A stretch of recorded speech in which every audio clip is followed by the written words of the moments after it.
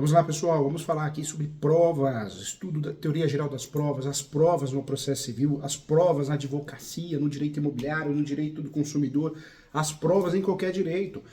Não dá para advogar sem saber disso. O advogado ou advogada que tem dificuldade em entender o que são provas, quais são, não consegue advogar, vai errar, vai prejudicar o cliente, não vai ter o sucesso na carreira.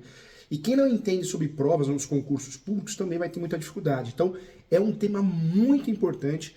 É um tema que é necessário para poder advogar, para poder passar em concurso, para poder trabalhar no fórum. É um tema obrigatório. Quem não sabe o que é prova, ficou difícil, né?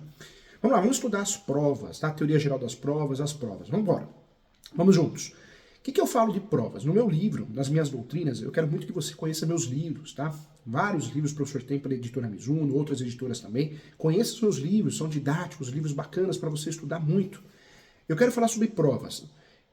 Eu falo sempre no meu livro, o meu conceito didático de provas, podemos entender sim que provas é todo meio idôneo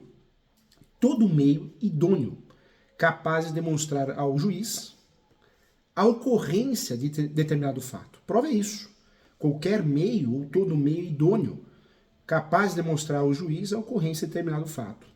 Conforme previsão legal, o artigo 369 do Código de Processo Civil atual, as partes têm o direito sim, de empregar todos os meios de provas em direito admitido. Inclusive nós usamos isso na inicial, lembra?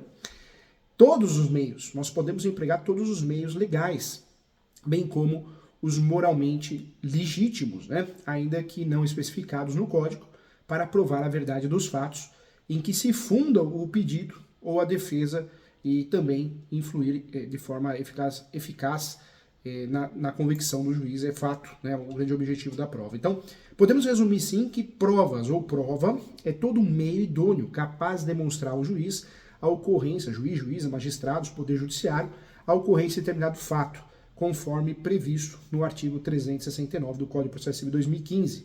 As partes têm o direito de empregar todos os meios legais, bem como os moralmente legítimos, né, eficazes, ainda que não especificados no Código, mesmo que não apareçam no Código, para provar a verdade dos fatos em que se funda o pedido ou a defesa e influir de forma eficaz na convicção do juiz, tá bom? Isso é importante.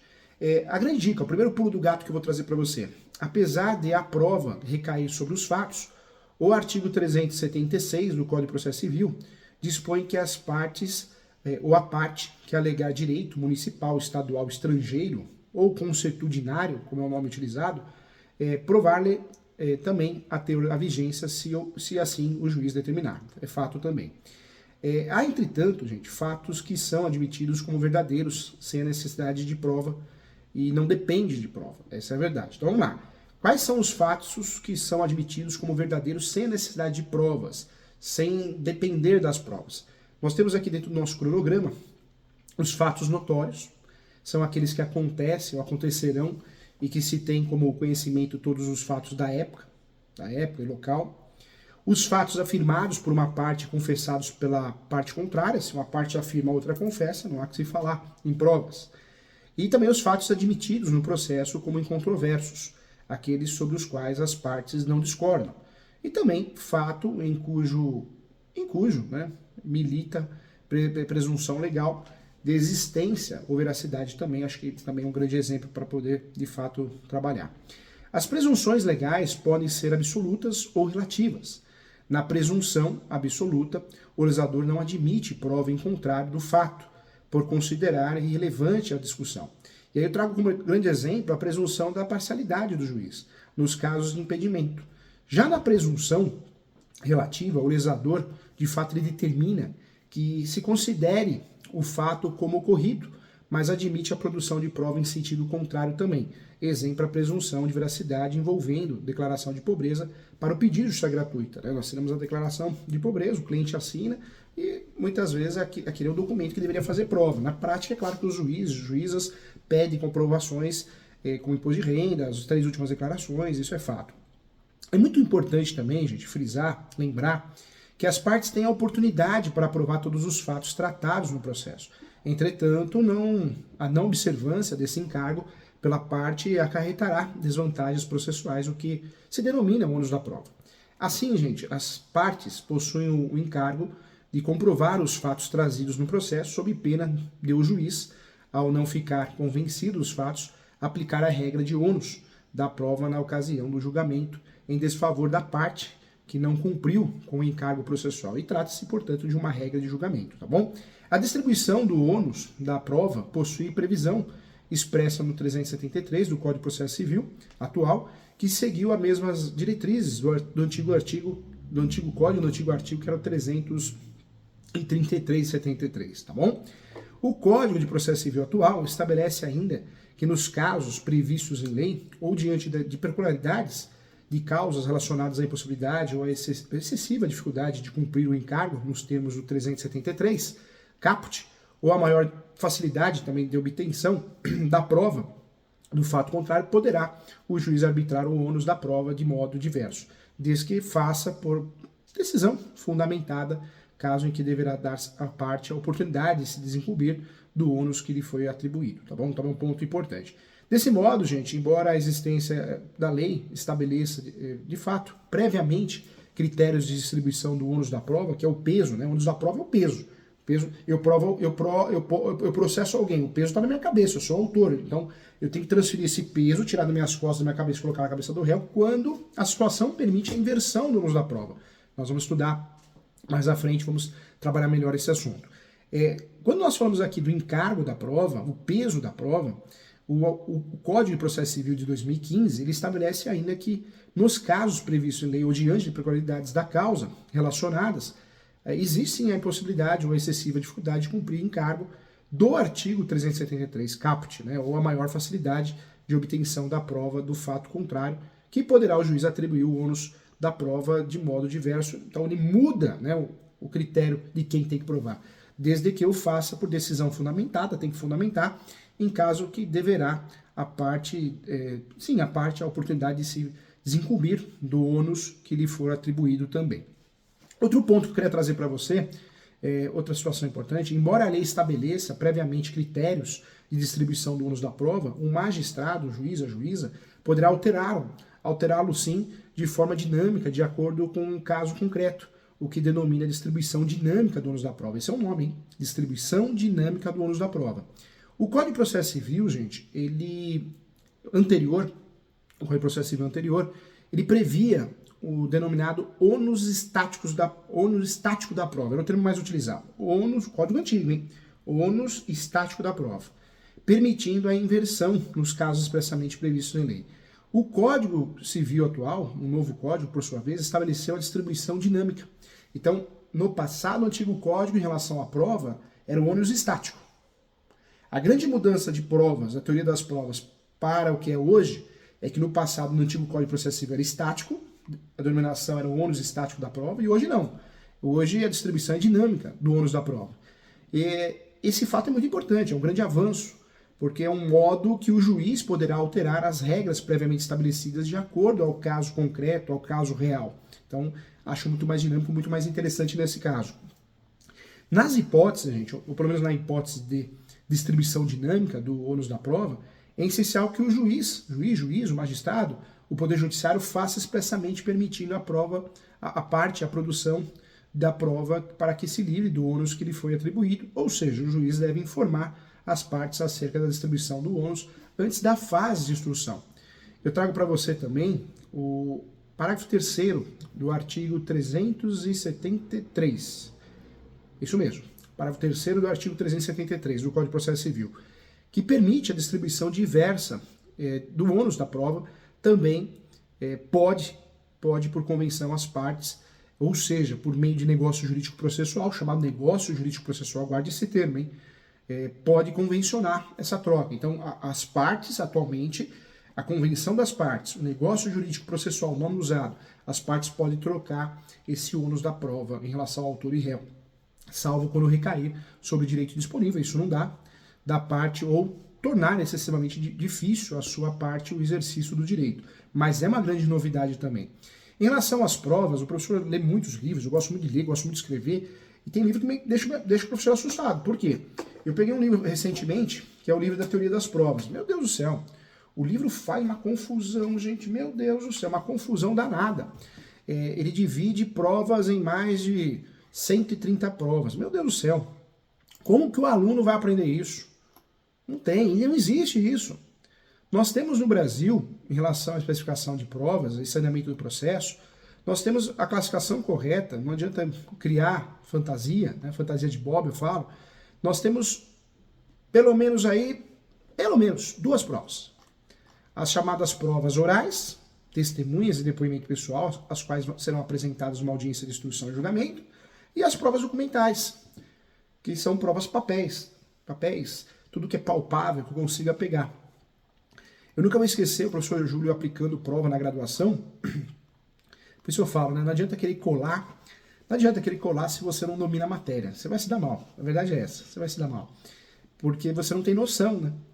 E a vida é assim. As oportunidades, elas caem no nosso colo e a gente, quando não estamos preparados, nós perdemos, né? A oportunidade. Então, por isso a gente precisa se preparar sempre.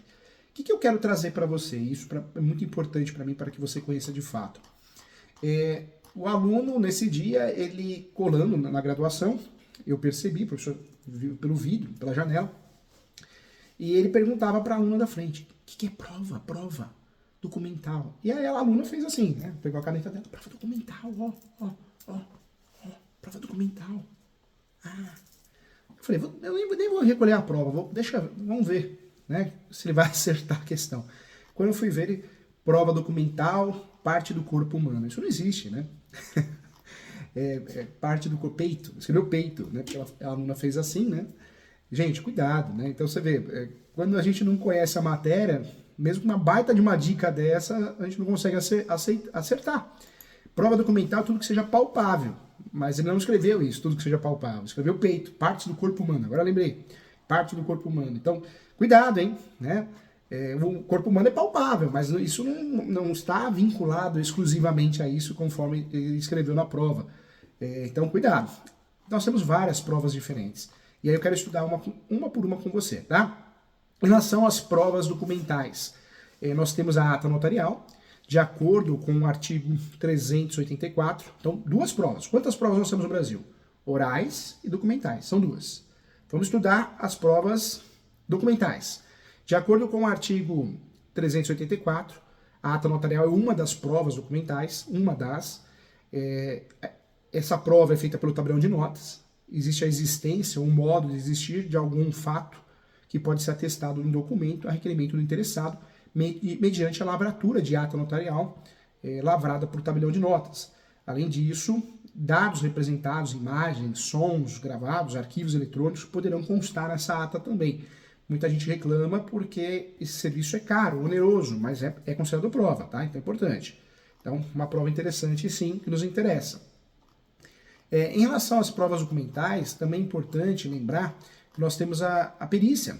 A perícia, de acordo com o previsto no artigo 156, o juiz será assistido por perito quando a prova do fato depender de conhecimento técnico-científico. Perito, tem muita gente que fala, eu sou perito, dá o cartão escrito perito, tá errado, hein? Perito só quando você passa num concurso público, para ser perito da Polícia Civil, Polícia Federal, Polícia Ambiental, mas perito do Poder Judiciário não é concurso público, você é convidado a prestar um serviço. E hoje em dia tá muito modinha, né? Faça o curso de perito, você vai ganhar milhões, é igual para todo lado, né, gente? Deus do céu, cada picareta.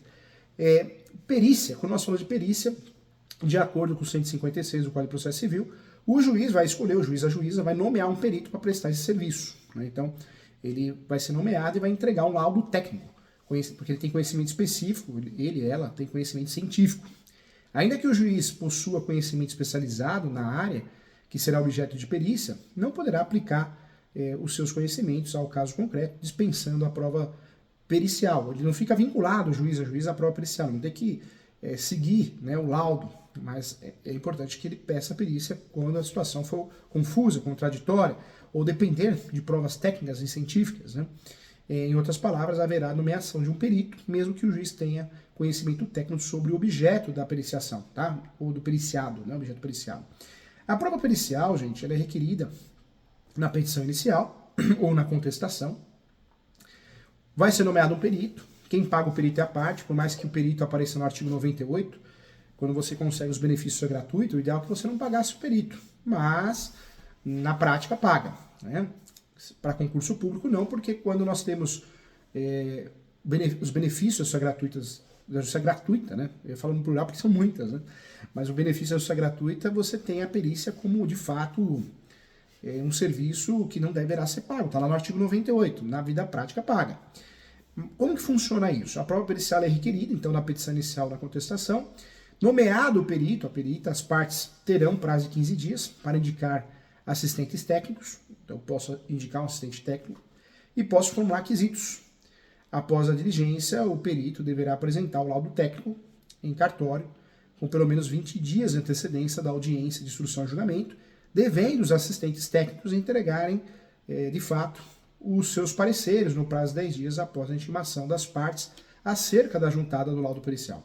É importante a gente destacar também que, de acordo com o artigo 95 caput, cada parte adiantará a remuneração do assistente técnico que houver indicado, sendo a do perito adiantado pela parte que houver requerido a perícia ou rateada a perícia for também determinada de ofício a requerida por uma das partes. Deixa eu trazer uma questão importante. O advogado, a advogada não é obrigado a perguntar. Eu sempre falo que perguntar qualquer coisa é melhor não perguntar nada. Tem situações que é importante você perguntar. Eu falo isso porque a advocacia, se você não tomar cuidado, vira algo doentio, que você se sente na obrigação de fazer 50 perguntas. É onde você se torna chato, né? Chata, falta bom senso e não ajuda nada o seu cliente. Nós não somos obrigados a perguntar. Você quer ver um exemplo? Perícia de uso capião. Dificilmente eu vou fazer uma pergunta, eu não faço. Porque a perícia de uso capião vai ser feita o quê? A planta e o manual descritivo, que é a topografia, os dois documentos juntos. Se o perito, de fato, já está acostumado, não há que se falar em fazer perguntas, não existe uma questão contraditória, polêmica, tá bom? Tá importante isso. Vamos lá. Outra prova documental também que eu quero falar é a inspeção judicial do juiz. Ah, mas o juiz não vai até o local, o juiz é o juiz, mas ninguém pede, né? O certo é ir sim. Ou ele vai mandar alguém no lugar, normalmente oficial de justiça. Então, fique atento em relação a isso, tá bom? Vamos lá. Quando nós falamos aqui da inspeção judicial, é uma prova, hein? E considerada prova documental, ok? Então, importante. Considere essa inspeção judicial um meio de prova pelo qual o juiz, de ofício ou requerimento da parte, pode, em qualquer fase do processo, inspecionar pessoas ou coisas, a fim de se esclarecer sobre o fato que interessa, né? De interesse à decisão da causa, tá? Conforme previsto no 483 do Código de Processo Civil, o juiz irá ao local onde se encontre a pessoa, a coisa, quando julgar necessário para a melhor verificação ou interpretação dos fatos que deva, de fato, observar. Quando a coisa também não puder ser apresentada em juízo sem consideráveis despesas ou graves dificuldades também. E também determinar a reconstituição dos fatos também necessária à inspeção judicial, tá bom? Então, importante também. Então, das provas documentais, nós falamos aqui da prova pericial, falamos também da ata notarial, mas existem mais duas provas, né? A prova documental em sentido estrito, tudo que seja palpável, até uma caneta, né? Mesmo na área civil, prova documental em sentido estrito. E a quarta, né, e última prova, eu diria, também muito importante. Então, nós temos a inspeção judicial. São 4 provas documentais.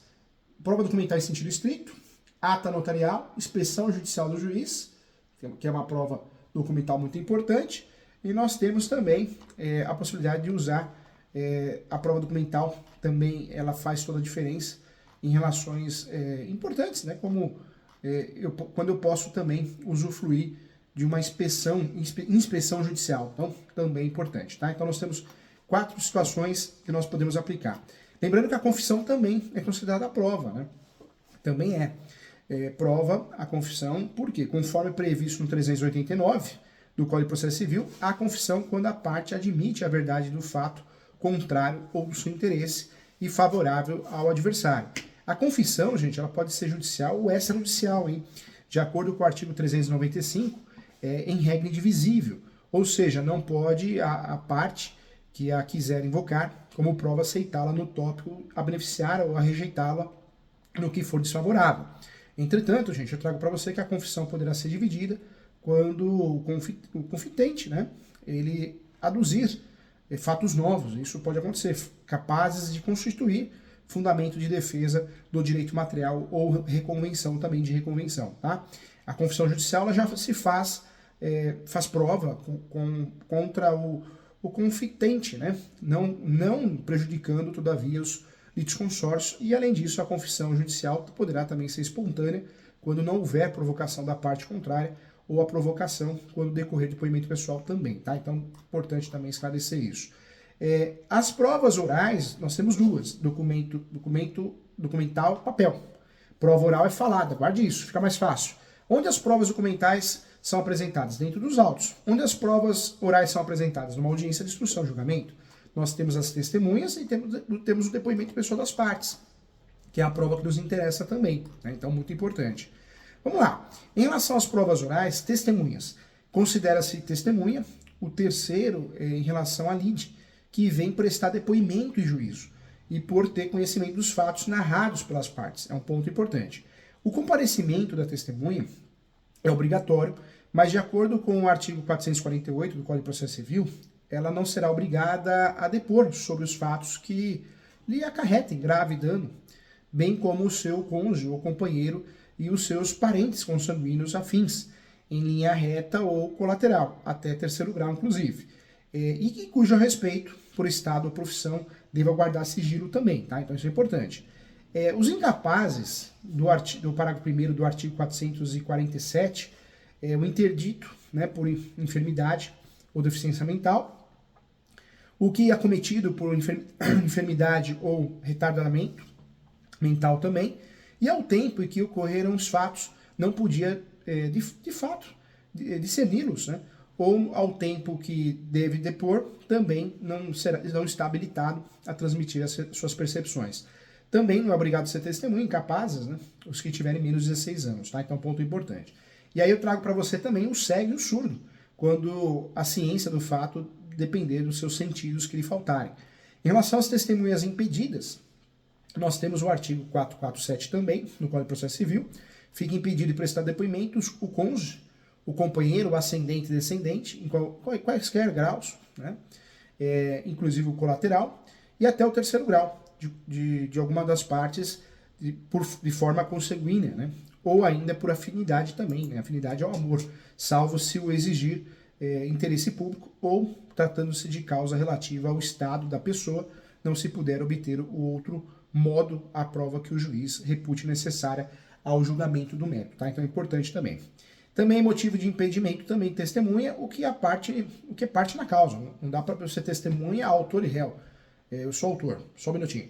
Agora sou testemunha. Não dá para fazer isso, né? Então não dá. Também fica, né, impedido de ser testemunha o que intervém em nome de uma parte como o tutor, o representante legal da pessoa jurídica, o juiz, o advogado e outros que assistam ou tenham assistido as partes, tá? Também é importante. Existe uma diferença das testemunhas impedidas e tem as testemunhas suspeitas, que aparecem no parágrafo 3º também do 447. As suspeitas são o inimigo da parte ou amigo íntimo, e também o que tiver interesse no litígio. São suspeitas, não confunda suspeitas com impedidas, hein? Então você já sabe já. Sendo necessário, o juiz pode admitir o depoimento das testemunhas menores, impedidas ou suspeitas, que será prestado independentemente de compromisso na qualidade de informante, apenas informante, tá? O juiz também inquirirá as testemunhas de forma separada, sempre separada, e sucessivamente, primeiro as do autor, do autor, sempre, e depois a do réu, ou dos réus, e a providenciará para que uma não ouça a outra também, não pode uma ouvir a outra, você vai influenciar. O juiz ou a juíza, entretanto, poderá alterar a ordem estabelecida no caput, se as partes concordarem, ele pode alterar. Não tem nada de errado a alterar, ok? Então, um ponto importante também. Nós temos nesse cenário aqui também, e merece uma atenção especial, eu já falei para vocês certa vez aqui, a prova emprestada. Nós podemos usar as provas emprestadas de outros processos, trabalhistas, criminais, isso é comum, isso pode ser feito, não tem nada de errado. Então, importante saber, importante relembrar isso. Quando nós falamos aqui de provas emprestadas, é muito comum. A prova emprestada, ela consiste na possibilidade de se transferir uma prova realizada em um processo para outro, mediante certidão, ok? De acordo com o artigo 372 do Código de Processo Civil atual, o juiz, a juíza, o Poder Judiciário poderá admitir a utilização de prova produzida em outro processo, atribuindo-lhe o valor que considerar adequado, observado o contraditório também, tá bom? Então, ponto importante que deve ser levado em consideração também, ok? Legal, hein? Então agora você sabe tudo de provas, não erra mais. Eu quero trazer para você também um estudo importante em relação aos documentos. Considere-se documentos, prova documental, em sentido estrito, todo objeto capaz de provar a existência dos fatos, por meio de símbolos, fotos, sinais, gráficos, ok? Então não é, falou papel, só papel, não é isso não. Prova documental pode ser um celular. Isso na civil também, tá? No processo civil. Os documentos, gente, são classificados em documentos públicos e particulares. Os documentos públicos são aqueles confeccionados por autoridades públicas, ok? Presume-se a sua veracidade.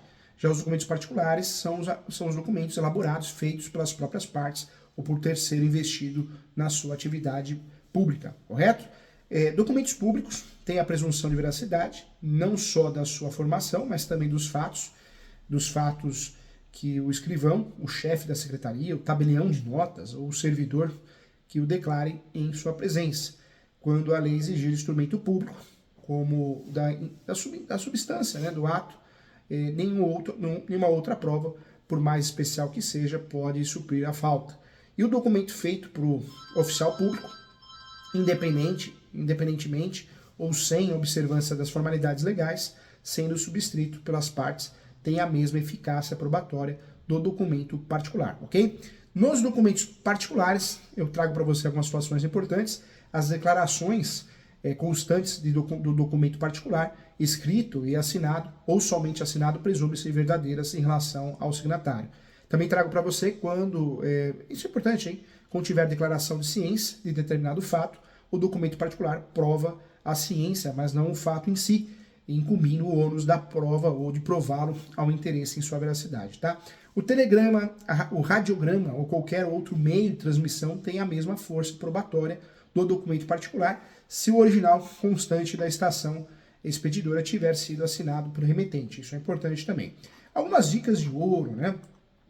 Incumbe a parte instruir a petição inicial à contestação com os documentos destinados a provar as alegações.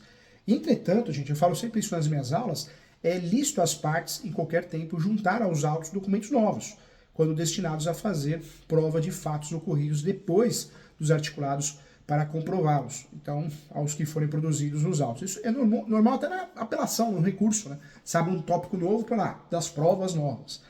Outro pulo do gato. O réu ele vai se manifestar, ele tem que se manifestar na contestação sobre os documentos anexados à inicial.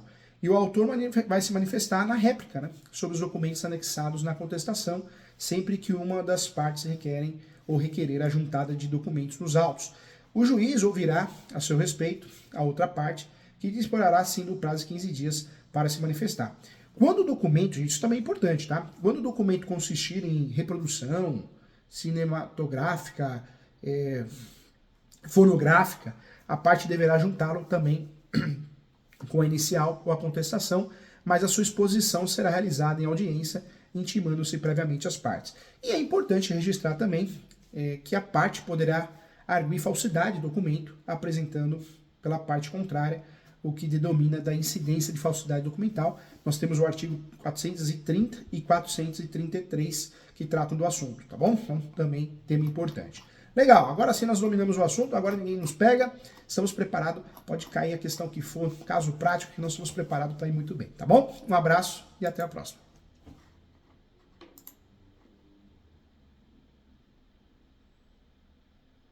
Um abraço a todos, gente. Ensino importante esse, hein? Fiquem com Deus.